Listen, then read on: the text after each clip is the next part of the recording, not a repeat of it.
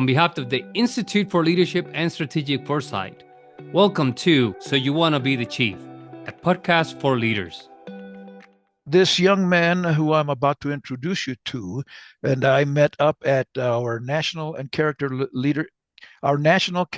Leadership Symposium at the Air Force Academy several years ago. We hit it off. We had dinner together, and we've been buds, I think, or friends at least, for several years. I don't even remember, but he's Captain Jacob Bleymaier. Did I say it right, sir? Yes, you did, Chief. Okay, Thank all you. right. You're an RPG kind of guy, right? MQ9s. Yes, Okay. RPAs. Oh, RPA. Okay. Well, yeah, something like that. Had an R in it. But you're one of those folks that's really smart and really important to what we do in protecting our country. Unfortunately, though, you're a Boise State fan, and sorry, sir, but no, man, no. It's the Air Force Academy. Well, we don't have much of a team lately, but we're kind of turning into the Cowboys. They'll Uh, wait till next year, Falcons. Yeah, I see the hat. I've got the Air Force Academy here Yeah, too. My yeah. my my dad, my grandfather, my uncle all went through the Air Force Academy, and so Oh, big Air Force Academy fan as well. But yeah, Boise State's always been number one in the heart there. yeah, yeah. And remind me, your dad is a retired Air Force airman, right? But Yes. he's a general officer or colonel Yes, or he was. Yeah, he was a maintenance officer, and he retired as a brigadier general. yeah, okay. I'll need to get him on the program. I know that you connected us several years ago, and I lost it or something, but we'll reconnect. And I love those books, man. I assume that you read in between doing the what is it, pushing the buttons and all that stuff that we can't talk too much Hey, about that. we have a joystick and Oh, we do have you? Oh, throttle control. We're pilots. We're pilots. We insist that we're still pilots. okay, all right. I'll accept that. Anyway, I wanted to have you on this show, sir, because although you're a young person, now how long have you been in? 2019 to now, so coming up on my sixth year in the Six Air years. Force. All right. So you're a young captain and uh, fairly new to this Air Force thing that we call the Air Force. And I thought, I wonder what captains expect of chiefs. We all have expectations of everybody, and you've read my book Air Power, which is all about air enlisted expectations of officers, lieutenants in particular. And I got to thinking, it'd be interesting to get the perspective of a young officer regarding what she thinks a chief should do and be. And I know we've had conversations before, sir, where I commend you to consider that we're here to help you, the chiefs. All of us enlisted people are here to help you. We're a little bit different in function, but we have the same purpose, and that's to protect the country.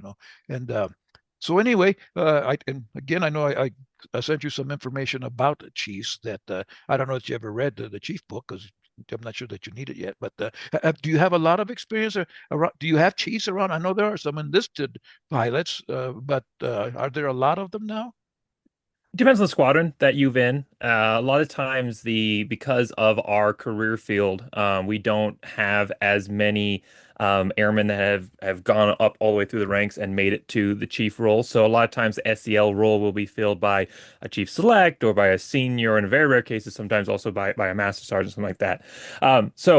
Not every place I've been to has actually had a chief embedded in the unit, but a couple times I have, and those that haven't, when it's been someone else filling that SEL role, I've still gained very valuable experience from them. And then as far as the role of the officer and enlisted in the MQ9 community, they're not pilots, but they do operate as aircrew with the pilot in the seat, and they operate the sensor ball. And so you're going to have the pilot controlling the aircraft, and then the sensor is going to be controlling basically the cameras and everything, the laser for the weapons and all of that. So there's a very, very close relationship, two-man crews between an officer and enlisted. And you really get a great opportunity in the MQ9 community to learn a lot about the enlisted career field and about those fellow members of your cockpit there, where you get to get a lot closer than maybe you would in maybe a manned piloting program where there's much more of a wall of separation there. Yeah, yeah. Now I'm trying to envision this. So are you sitting at desks when you're doing this, or do you have a little canopy, or I mean, what does it look like? Yeah, so we have our GCSs, which are our ground control stations, and Basically, you're sitting in seats that are designed to be able to move backwards and forwards, and then you have each section has one, two, six computer screens in front of them. And so the six computer screens in front of them are going to give you, not to bore you with a long explanation of our career field here, but it's going to give you some of those screens are going to give you map data. Some of it's going to give you actual camera footage that the sensor is pulling. Some of it's going to give you tactical information, either comms or weapons information or additional maps. And then you also have all of your aircraft system information on there as well. And then you are going to, in front of you, you have a keyboard, and then you also have a joystick, and then also a throttle quadrant on the left side. And so it looks very similar to a cockpit, except that instead of a canopy in front of you, you have a lot of computer screens that are presenting a lot of that same information that would maybe be on a physical dial. Yeah. Now, do you wear a scarf and have a little fan in front of you so it'll blow like like you're flying an No, airplane? No. no, we don't. But I mean, we have our headsets and we wear our flight suit, and it's definitely. I mean, the aircraft that we're controlling, 11,700 pound aircraft. This is not a little tiny drone. It's Right. it's a full second carry up to. I want to make sure I get my information here. 4 bombs, or you can carry up to 8 Hellfires, and so and they're Uh, actually improving that capability. So this is it's a very fun job because you really get to have a lot of hands-on action downrange in a mission-related environment. But yeah. then at the same time, you get the benefits and blessings of being able to come home every night to your family because we Yeah. fly them from stateside, and then you also get, like I said, that opportunity to build those relationships with people in the Air Force that maybe you wouldn't traditionally connect with in the same way, with that officer enlisted relationship being a little bit different. And sometimes I've also been able to fly with the SELs for my squadrons. They've come over, especially during holiday periods, to ease things up. They'll come over and fly with us, and then you get to have that one-on-one connection in the cockpit doing the mission set together, which again is a little bit different than if I was in a manned program or maintenance or something like that. So Yeah. I definitely enjoy it, and I think most of the members of my career field that I've been able to work with also do as well. Yeah, yeah. Now, let's go back to the question I was posing at the beginning, sir. What do you expect from, and you say it's not always a chief, but we just got the senior master sergeant promotion list out last week, I think it was. So there's a lot of happy about to become E8s, who I hope will become E9s if they read the book. And by the way, if you're just made E8 and you're aspiring to be a great chief, keep your eyes open because I've often put that book, my chief book, out for free as a download. Kindle download, or buy it and read it because I think it's important that you learn those things. But anyway, so and again, you're not brand new, but you're fairly new in the Air Force. What do you expect of a chief? Now, let me go back to did your dad tell you what to expect from a senior enlisted people?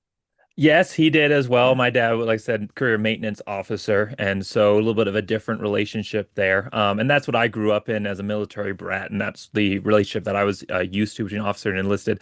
And he definitely said that his career would not have been the same without the incredible chiefs and other enlisted members that he worked with and who helped mentor him. Especially, I mean, he tells so many stories about when he was a brand new second lieutenant out in Lakenheath, England. So he's fresh out of the Air Force Academy, and now he's not even in the country that he grew up in. And suddenly he's in charge of all of these people. And he tells many, many stories about the role and impact that the senior enlisted members had in shaping and developing and assisting him early in his career. Yeah, yeah. So based on that, what is your expectation? You're going to get a new E8, a new chief select into your squadron. What are you hoping that he or she is capable of doing, and how they might help you? Well, I broke it down into three main things or areas that I expect from a chief or from a chief to provide, or an SEL if it's not an actual chief role. Mm. So the first one is a source of mentorship and advice, and some of these are also pulled from your book, and we can talk about some of those chapters as well. But the first one is a source of mentorship and advice. I think it's really hard as a young officer, second lieutenant, just fresh into the military, to get really good advice. I think that it can be really hard because you've got different groups that you you can look right. You can look into your peers, but they're as inexperienced as you. What you may get Right. some advice, but not necessarily what you're looking for. And captains tend to be your supervisors, or in some way directly impacting your day-to-day life. And it can be hard to be vulnerable and honest. I would hope that people learn how to do that with their supervisors, but especially early in your Air Force career, it can be hard to do that. And then anybody above major is scary when you first join and you're a second lieutenant. Yeah. So it can be hard in those areas to get good advice. And then from some of the other, the airmen that are working for you, they're not going to give you real honest advice most of the time because, again, of that dynamic. And so really it comes down to the one person that you can look to in the unit to really give you that solid, strong advice and be that one point is in a lot of times the SEL or the chief, because they are going to have all of the experience that a senior officer would have as far as time in service. A lot of times the SEL may have been in the Air Force longer than you've even been around on the planet or close to it in some cases. Yeah. And so that you're going to be able to benefit from all of that knowledge, but then at the same time, you don't have those barriers where a direct outranking type relationship would exist, because obviously the officer outranks the chief, but the chief's also part of leadership. And so it's going to be a little bit of a different dynamic there. And so the chief is not going to be worried at all about giving you very, very straight and honest advice there. That's not going to be a qualm for them. So I think that really becomes a main point for young officers in their careers. And hopefully they are blessed with ending up in a squadron with a really, really good one. But all the ones that I've worked with have been fantastic, and I've been blessed in that. And that is a really good point to begin your career as a source of mentorship and advice. And then the second, Well, let me yeah, interrupt go you, ahead. sir, because I tell any senior NCOs in particular, you know, there is no battle, there is no competition between us and y'all. There isn't. We're all in this game together, and if we expect you one day. You may be, and I can hardly wait till you make '06 or '07, and you will say, and this was all because of Chief Bob Vasquez, who, thank goodness, he's in heaven now. But you know, we expect you to be good officers, but who's going to make you a good officer who can lead and listen to people correctly? Well, it's got to be us, because you don't have the experience. You'll never have the experience. We have the experience. We can serve as mentors to you to help you understand us so you can make better decisions. You can be a better leader for us and listen to people, because that's who you're leading. So yeah, mentoring is big time, big time. So number two, what did you say number two was, sir? Number two, and this is something that you touched on in your book, is a resource, not just for mentorship and advice, but also when you're trying to solve problems. I mean, if nobody in the squadron can get you the answer that you're looking for and trying to find that solution, 9 times out of 10, the chief is going to be able to find it. And like you said in your book, not because they necessarily have all the answers, but because they know all the people and they can put you in touch with those connections. And even better, when you go to the chief, there's not a lot of ego attached there. There's not a lot of needing to have that kind of credit. And so the chief is going to be somebody, or the SEL is going to be somebody who is not just going to give you the information, but will also help you find ways to get that information for yourself next time going forward as well. They're not going to hoard onto it and keep all of their sources. They will put you in connection, and you can then use them to build your own network and connections as well in the Air Force. So in addition to being a source of mentorship and advice, they're also a primary source for resource. And I'm not saying every time as a young officer you have a problem or a question, go directly to the SEL. I'm not saying that at all. Yeah. Use your chain, use your resources, use everybody around you. However, that is one of the functions that I think an SEL provides, is being that resource that is able to, like you said, connect and enrich the work environment through all of their experiences and connections. Yeah, and I don't remember if Simon Sinek was at NCLS when you were there when we first met, but I know Simon, and his thing. He says that people want to be valued and valuable, Mm. and I think there's more, but at least those two things, those are important, and there's nothing wrong to in helping especially enlisted people, but senior NCOs, to feel valued. And when you do that, sir, when you go at, here's the captain. Yeah, sometimes we'll get a little tired. Oh, here he comes again. But inside, deeply inside, we're saying, man, this guy values me and my experience. And that makes me feel good. And eventually, you have that relationship where you can trust each other, and that's good. That's good. So yeah, don't be afraid as an officer. Don't be afraid to go to the chief or the SEL and say, ask, hey, I don't know. That's humility. and we know you don't know, but when you admit it, that makes us stronger, that makes us tighter. So don't feel badly about doing that. Yeah, and your supervisors, your peeps are going to know their experience as an officer and all that, and they give you that, but they don't know the enlisted experience unless they're a prior enlisted. By the way, I got a new book with prior enlisted stories, so remind me to send you a copy. Number three, what's number three? Number three, and this is definitely the shortest one, but it's no less important, is just to be a guide or an example in the unit. A lot of times you're going to look to your leadership in general, but especially your chief, because a lot of times they tend to be a little bit more visible presence in the unit as an example of what you are supposed to be or supposed to be doing. Dress and appearance, as you talk about, especially in hair power, you'll get a haircut. Looking like the Air Force officer that you're modeling yourself to go and then be. And a lot of times, especially when you first join the Air Force and you're young, I mean, you may not have all of the AFI 362903 stuff memorized and standards. And so being able to look to that example, that guide of what an officer should look like is great. But in addition to that, it's not just how you look, it's also how you act. And I think that the SEL has an opportunity to present the leadership examples that young officers coming into the Air Force may not fully grasp what a confident, experienced leader looks like with his troops. And again, you touched on a lot of these elements of what that looks like in your book. But I think that's the third element there is that guide and example, both in physical appearance, then also in action. Yeah, I like those. I like those. And you're right, they're in the book. So get the book and you'll be doing better. Now, here's consider this, sir, and you're the kind of guy that I'm advising you because you're representing all of the officers in the Air Force right now. Don't feel bad when we correct you. You know, and while you didn't go to academy, but I was just up on the hill this week a couple of times talking to some folks, and I was telling them, I made it a point that every time that I saw a new group of 4 degrees, of freshmen in particular, but anybody, particularly the cadets, when I first met them, I would always tell them, don't let me fail. Don't let me screw up. If you see me about to screw up, stop me. Don't let me do what I'm about to do because I don't want to. I don't want to offend you. And you and I have a good relationship. I think I could say some really crappy things, and we get like Boise State sucks, but we all know that. We all know that, so that's not a big deal. But we can get we get along. But sometimes when we're as a senior enlisted person or especially as a chief, you got to correct the captain. Don't let him or her screw up, man, because if he does, it'll hurt everyone. I've been in or known of situations where the commander, typically an '06 or '05, gets fired, and immediately I go look and see, was there a chief? And how did that chief try to stop him or her from doing the things that got him fired? And I don't know, like I'm going to say at least 8 out of 10 times it was a sucky chief that didn't have the balls to go tell that lieutenant colonel, boss, if you do this, this is going to be bad.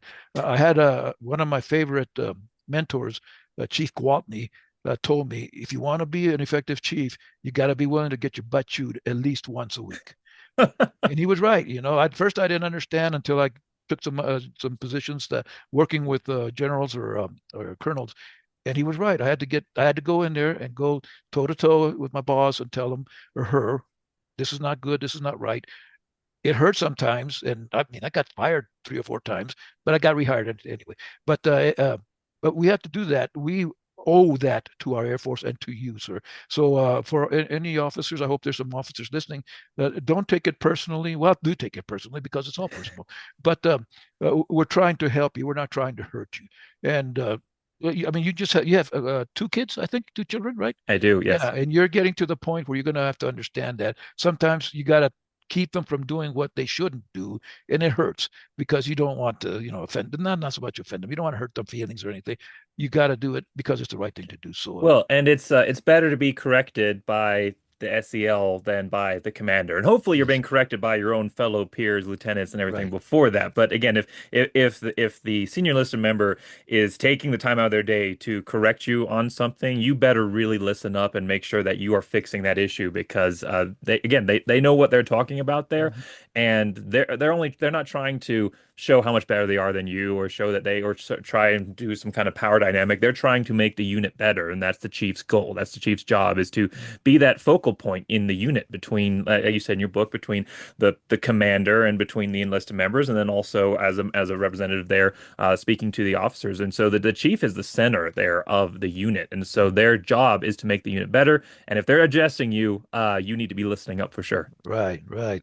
And on the other hand, as officers, you got to support your enlisted people, and especially since we're talking about chiefs, you got to support the chief, because otherwise, I hope that, well, I know that every effective chief will go to bat for you. They've got your back, but sometimes they get beat up too. So you officers need to support the chief, that, yeah, he got beat up, but we still love him, and we're gonna go, kill people and break things as much as we have to, so we can support him. So, has it been a good experience for you? So I told you it would be. I mean, I remember seeing, I can see us sitting there at the banquet table in Arnold Hall, just chatting, and me telling you, giving you the secrets to becoming a great officer. Has it been a good experience so far? In I would, and particular, I'm with the enlisted people. Yes, and I'm not going to say that I've been able to apply all those secrets perfectly. I'm still trying to learn and Yeah, develop, and I've yeah. I've definitely had times where I've needed to go and speak to either the SEL or just even maybe a higher ranking sergeant inside of the shop, and say, hey, how did I come across in that interaction? I have this image in my head of how that conversation went and that interaction, but I need to know how that was actually perceived. And I have definitely learned a lot about myself in my Air Force career so far. And I'm sure in the next, hopefully 20 more years that I'm doing this, we'll see what happens with what the Air Force will let me do. But I'm hoping that I continue to learn those lessons and be able to get better. And so, yes, I think it has been a fun experience so far. I'm loving every single moment. This is all I've ever wanted to do my entire life, is be in the Air Force. And I wake up every single day just thinking, I can't believe that I'm doing my dream job. And again, in this career field, I absolutely love the opportunities that I have with the enlisted members, and getting to learn from them and learn who they are, and build that understanding in a way that in other career fields in the Air Force I might not, just because of the way that it is structured. And so, yes, in answer to your question, there's definitely been peaks and valleys, and I'm hopefully continue to learn how to grow and get better. But yes, I've enjoyed my Air Force experience so far. Yeah. Now, and in your career field, sir, are there opportunities to become a major and eventually a squadron commander or a wing commander? How high does this get? Well, it's like every other career field. There's a lot of dynamics that go into it, and a lot of it depends on where you end up being stationed. In the MQ-9 community, you have AFSOC, and then you have normal Air Force. Sorry, completely brain blanking here. Not ATC. Uh, AFSOC, Air Force Special Operations ACC, Command, ACC. ACC. Sorry, Yeah, thank you. yeah. Anyhow, you have AFSOC and you have ACC, and so they both have MQ-9s, but they have different mission roles. And so depending on where you end up in there, it can change how your career is able to progress. But yes, there are those opportunities, and all of the squadron commanders that we've had have all been through the MQ-9 pipeline. So yes, there are those opportunities, and as the MQ-9 enterprise continues to grow, and as we continue to lengthen our time in service here, you're going to see more and more of those higher ranking officers that come from the MQ-9 pipeline, and we're excited for those opportunities. Yeah. Same with enlisted, right? There's more opportunities. Yes. I was in San Antonio. Man, I wish I could remember the what year it was. Actually, it was for the retirement of my number one protege, Chief Master Sergeant, now retired, Lugo Santiago. And that was the first graduation for enlisted pilots. They had just brought them back. We had them way back then, and then we stopped having them, and then we had just brought them back. So I'm talking about maybe 5, 6, 10, 7 years ago. I don't know, something like that. And that was a very cool thing, which was really cool that in that group, I don't know, 5, 6 maybe enlisted pilots, and a bunch of USAFA graduates, which was pretty cool to have my lieutenants there and me and all that stuff. They didn't know I was going to show up. I didn't know I was going to show up, but but there are more and more opportunities for enlisted people in that business, right? And I don't know, is it getting expanding more, or is it just pretty well the same anymore?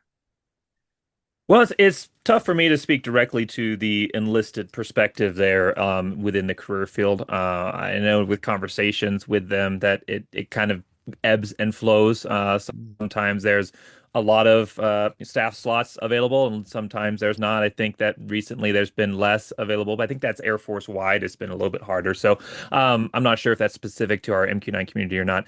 As far as enlisted piloting goes, that is also one of those programs that come, like you said, kind of goes in and out of style of different commanders at the very upper echelons have different perspectives on that, so it kind of depends. But at least with the MQ-9, that's not an opportunity. So the any of the enlisted piloting programs we're going through with the RQ-4 and other prototypes, not the MQ-9. So with MQ-9, it is the officer is going to be the pilot, and then the enlisted member is going to be the sensor operator. But even within that, there's so many opportunities to learn from that multi-mission role that the MQ-9 has. You get to be part of that frontline combat experience while also at the same time being able to have the comforts of home because you are home. Right. So it's definitely a unique opportunity, and because you have that closer relationship between officer and enlisted, there's a lot more opportunities for mentorship and growth. And I know a lot of the sensors that I've flown with are either working their way to or have worked their way to going to OTS and going into the officer role. So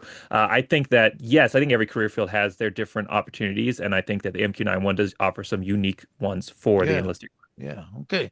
Well, I know it's kind of late in the day, and I know you got to get your beauty rest, and you got to get to thinking about the Boise State because that's all you think about. Thank you so much, sir, for being on the program and for your friendship and for your service. I know you are going to be up there someday. I don't know how high you'll get, but I hope that you become a general officer and remember me. But it's always a pleasure to talk to you, and keep doing what you're doing, man. I can sense that you're doing some great stuff out there. So keep that attitude up. Now, okay, I shouldn't tell you this, but I'm going to tell you this. My sense is that a lot of times officers' attitudes change when they make major. Don't know why. Mm. Don't know why. It gets back to normal when they make lieutenant colonel. But so anyway, don't let your attitude change. You've had a great attitude since the day I met you, and I want to keep it that way. So now a little plug. You have a podcast for your it's the Broncos, right? The Boise State Broncos. Yeah, you're the ones with that blue stadium, or yeah. Okay, whatever. Gonna be a good year for them. Yes, I think it's going to be a different one. Ashton Genty's gone, so it's going to be a little bit of a different looking offense. But yes, I do have the Boise State podcast. That's just a hobby. Air Force is my career. It's all I've ever wanted to do. But Yes. we all need our hobbies. So yes, I do have a YouTube channel where I talk about Boise State football. You can find that Bronco Bleymaier if you want to Okay. look it up on YouTube. Okay. All right. And we'll hope that the Falcons beat you next season. Like I said last year, I don't think we beat anybody, but that's just you have bad years, and we hope that was it. So, You got to do it before we jump to the Pac-12. Only one more opportunity. So is that it? Okay. All right. Well, thank you, sir. God bless you. You take care of yourself and take care of your family. thanks so much, Chief. It's been awesome. Thank you so much for having me on.